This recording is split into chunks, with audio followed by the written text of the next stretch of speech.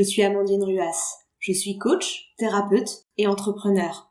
Je vous accompagne pour vivre une vie plus alignée, dans laquelle vous osez être qui vous êtes vraiment et dans laquelle vous avancez en confiance vers vos rêves. Avant de devenir coach en 2017, j'étais responsable des ressources humaines en entreprise. Aujourd'hui, mon cabinet est à Paris, dans le 15e arrondissement, mais je fais aussi mes coachings et mes séances de thérapie en ligne. Je vous accompagne dans votre épanouissement intérieur, mieux accueillir vos émotions et en faire des forces, gagner confiance en vous, mieux vous aimer. Mais aussi, de par mon parcours d'ancienne RH, je vous accompagne également dans votre épanouissement professionnel, dans votre équilibre pro-perso, dans le fait de mettre des limites et de dire non, de bien communiquer, de mieux vous organiser dans votre travail ou encore de dépasser le syndrome de l'imposteur. J'ai aussi accompagné de nombreuses reconversions professionnelles. Je suis formée au coaching, à la programmation neurolinguistique, aux neurosciences de l'accompagnement et à la communication non violente. Dans ce podcast, j'ai à cœur de vous partager et de vous transmettre mes outils, mes clés et mon expérience d'accompagnante pour vous aider à mieux vous connaître, à vous faire confiance et à vous aimer, et aussi à vous mettre en mouvement dans vos projets pour créer et vivre la vie dont vous rêvez. Très bonne écoute.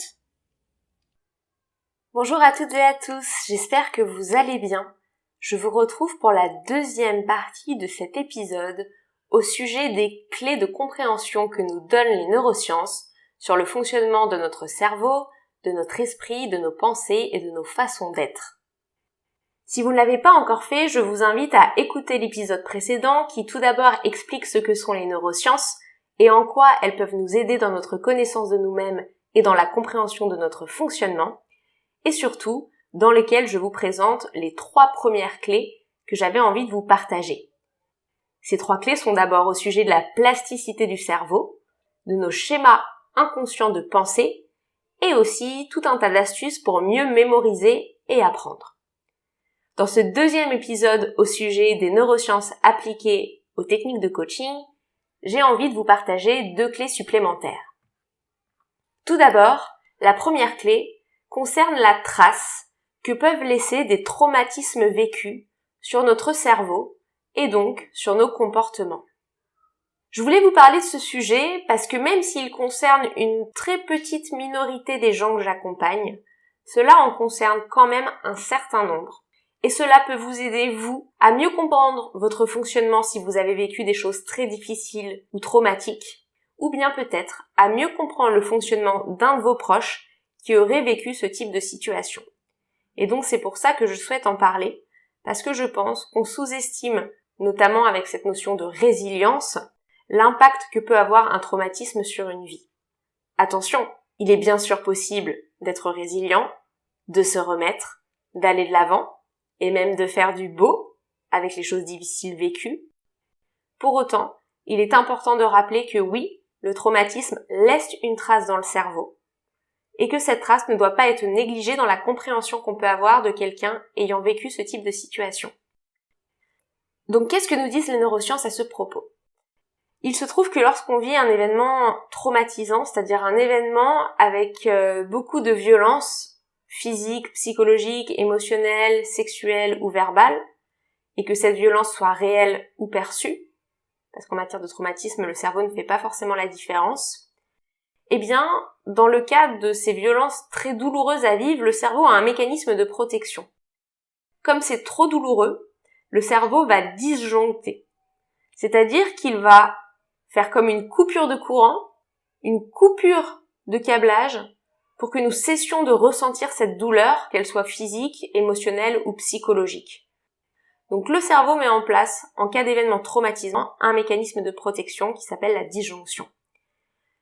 Encore une fois, de façon un petit peu schématique, la disjonction, on pourrait la comparer à une coupure du câblage entre l'amygdale, qui est la partie émotionnelle de notre cerveau, et l'hippocampe, qui est la partie qui gère les souvenirs. Et donc, pour éviter qu'on souffre trop, le cerveau coupe le lien entre ces 2 parties pour faire en sorte que nous ne puissions pas mémoriser, que nous ne puissions pas enregistrer l'intensité de la douleur émotionnelle qui est en train de se produire. Et ça nous permet finalement de nous dissocier de la douleur ou de la violence de la situation. Donc sur le coup, c'est quelque chose qui va nous protéger. Sauf qu'après coup, il va y avoir plusieurs possibilités. Cette dissociation, elle peut avoir donné lieu soit à un trou de la mémoire, c'est-à-dire que comme il y a eu cette coupure entre l'émotion et l'hippocampe qui permet de mémoriser, tout simplement on ne se souvient plus de l'événement traumatique, et c'est comme ça que vous avez des personnes qui ont connu un inceste, de la violence ou tout autre événement traumatique qui l'ont complètement mis de côté et qui ne se souviennent plus du tout. Ça, c'est une possibilité. Ou alors, vous avez une autre possibilité, et c'est ce qu'on appelle un syndrome post-traumatique, c'est-à-dire que comme le souvenir n'a pas pu être classé dans la mémoire du fait de la rupture entre l'amygdale, lieu des émotions, et l'hippocampe, lieu de la mémoire, alors en fait, c'est comme si le souvenir, il n'était pas classé et il se baladait, et chaque situation qui va rappeler le souvenir, qui va rappeler l'événement traumatisant, va devenir traumatisante en elle-même.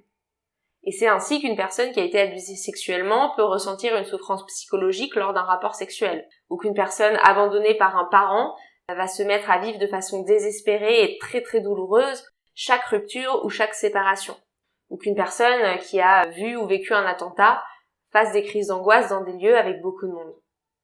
C'est ce syndrome post-traumatique, lié au fait que le souvenir n'a pas pu être classé, qui crée le fait qu'il y a une réviviscence du souvenir traumatique à chaque fois que quelque chose le rappelle.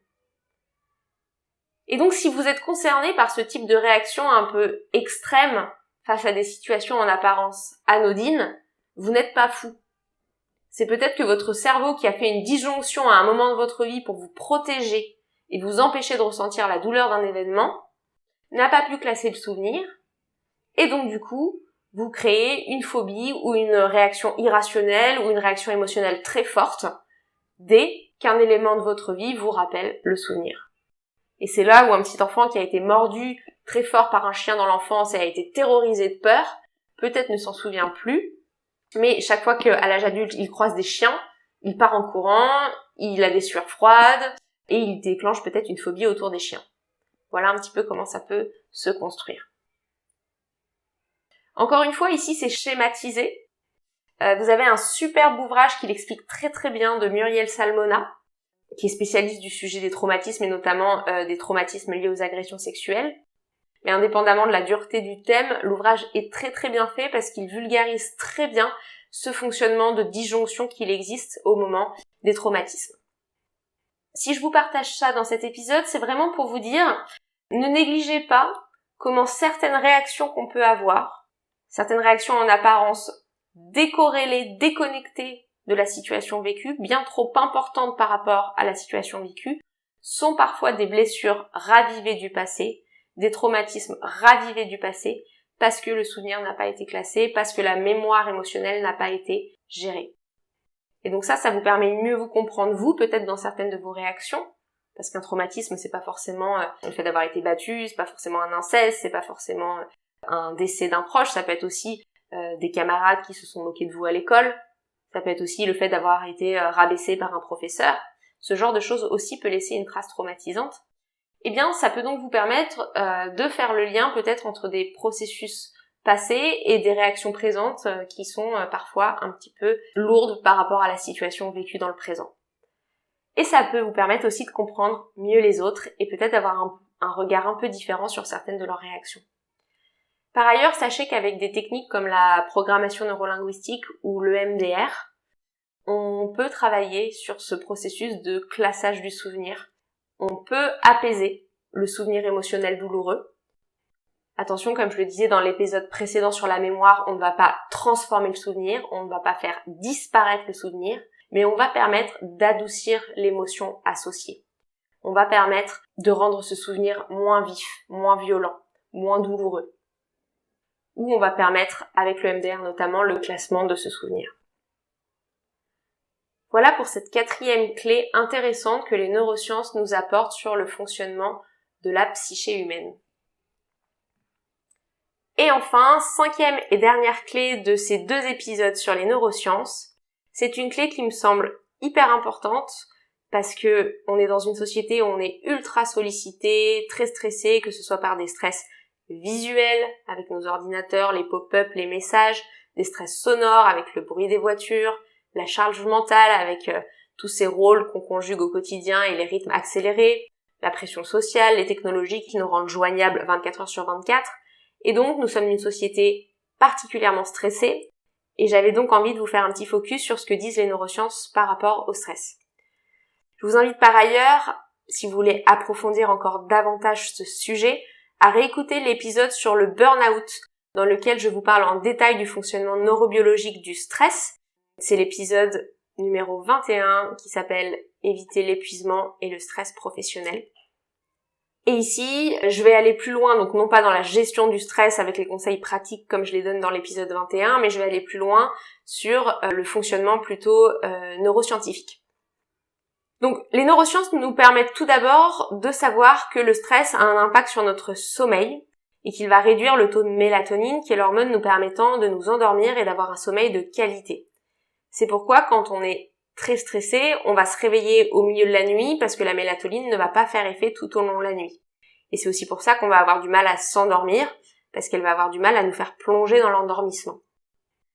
Donc le cortisol, qui est l'hormone du stress de long terme et du stress répété, quand il n'est pas évacué par le corps par des moyens physiques, comme les pleurs, le sport, la respiration et d'autres moyens dont je vous parle dans l'épisode 21, eh bien, on peut venir impacter notre sommeil. Par ailleurs, le stress impacte aussi notre mémoire. J'en ai déjà un petit peu parlé dans l'épisode précédent, lors de la clé numéro 3, où je fais un focus sur la mémorisation. Le stress impacte notre mémoire parce que le cortisol va réduire le volume de l'hippocampe, qui est la partie de notre cerveau en charge de la mémoire. Il va réduire non seulement le volume de l'hippocampe, mais aussi le nombre de connexions entre les différents neurones. Et moins il y a de connexions, moins il y a de câblage possible pour que les informations passent, si je schématise, en faisant une métaphore entre les connexions neuronales et des câbles qui relieraient les neurones. Et donc moins il y a de connexions, moins il y a de neurones, plus le volume de l'hippocampe se réduit, et donc moins vous mémorisez, et c'est comme ça que vous pouvez retrouver dans des situations de stress, à plus savoir qu'est-ce que vous devez faire, à oublier des choses, et à perdre votre mémoire, notamment la mémoire de court terme. Ensuite, le stress impacte aussi notre humeur.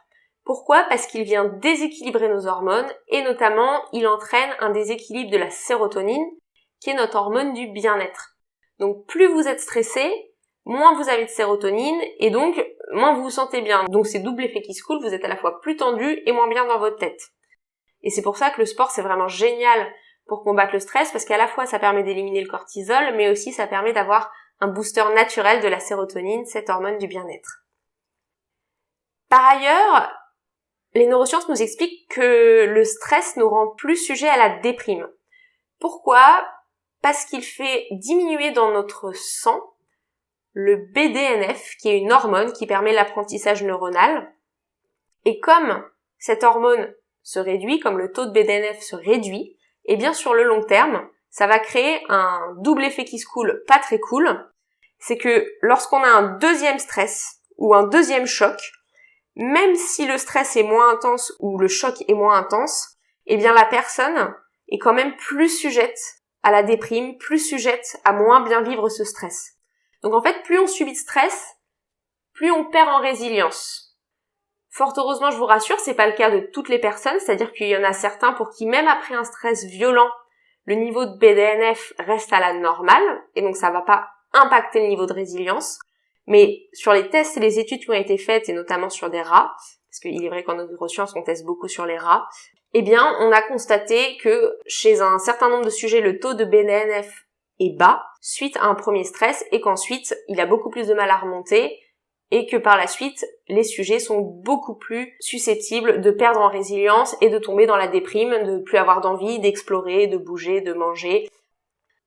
Donc notre capacité à avoir notre taux de BDNF qui reste stable après un stress va dépendre de plein de choses, dont le terrain génétique et le mode de vie.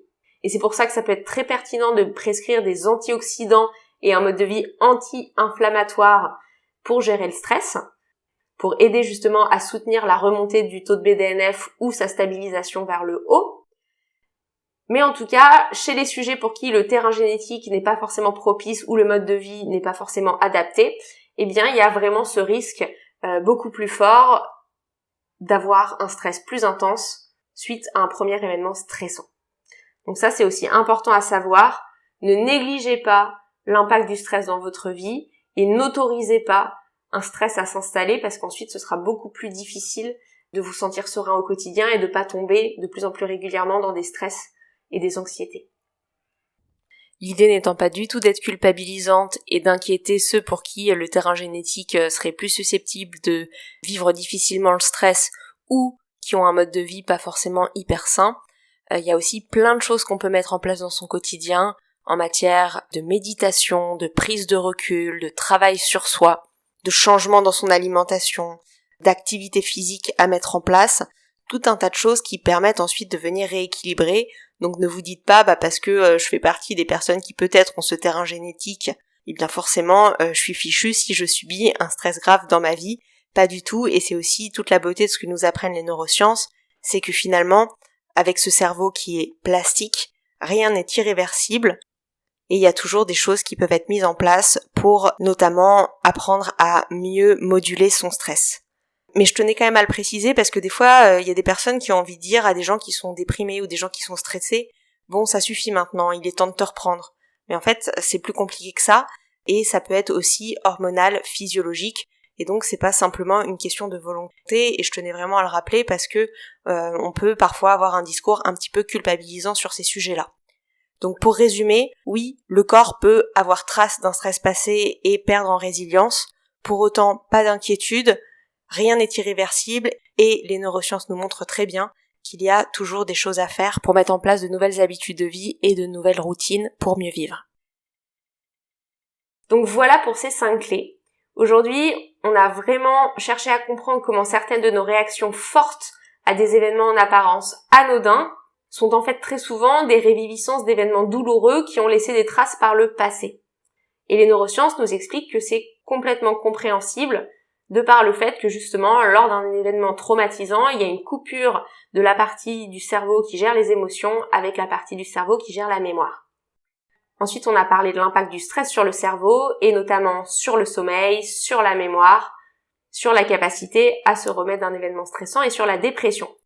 Donc, ne négligez pas le stress dans votre vie, ne négligez pas votre équilibre, et si ce sujet vous intéresse plus particulièrement, je vous renvoie à l'épisode 21. Quant aux 3 autres clés présentées dans l'épisode précédent, vous pouvez retenir que pratiquer pour vous transformer est nécessaire. C'est la pratique qui transforme parce que le cerveau est plastique et plus vous pratiquez, plus vous renforcez les schémas neuronaux que vous voulez mettre en place dans votre esprit. Que par ailleurs, il est important de débusquer les schémas inconscients qui vous desservent et dont vous ne voulez plus dans votre vie pour mettre en place de nouveaux automatismes et cesser de vivre votre vie en pilote automatique. Et enfin, pour mémoriser, il est important d'utiliser l'attention, l'intention et l'émotion. En séance de coaching, je m'appuie sur ces différentes théories et bien d'autres pour construire et expliquer votre accompagnement. Avec mes différents outils de coaching, de psychologie, cognitive et comportementale, avec la programmation neurolinguistique, avec la communication non violente, nous pouvons ainsi faire un travail profond et efficace sur votre intériorité pour vous permettre de transformer votre vie et vous donner les clés de votre esprit. J'espère que cet épisode vous a plu et si tel est le cas, n'hésitez pas à lui laisser 5 étoiles sur la plateforme de votre choix. Vous pouvez aussi le partager à un proche à qui il serait utile selon vous. Pour prendre votre premier rendez-vous découverte gratuit, vous pouvez aller directement sur mon site où vous avez accès à mon agenda pour choisir le créneau de votre choix, en ligne ou au cabinet. Et vous pouvez me suivre sur mes réseaux sociaux, Instagram Amandine-coaching et LinkedIn Amandine Ruas. Je vous dis à très bientôt et je reste disponible si vous avez des questions. Très belle journée.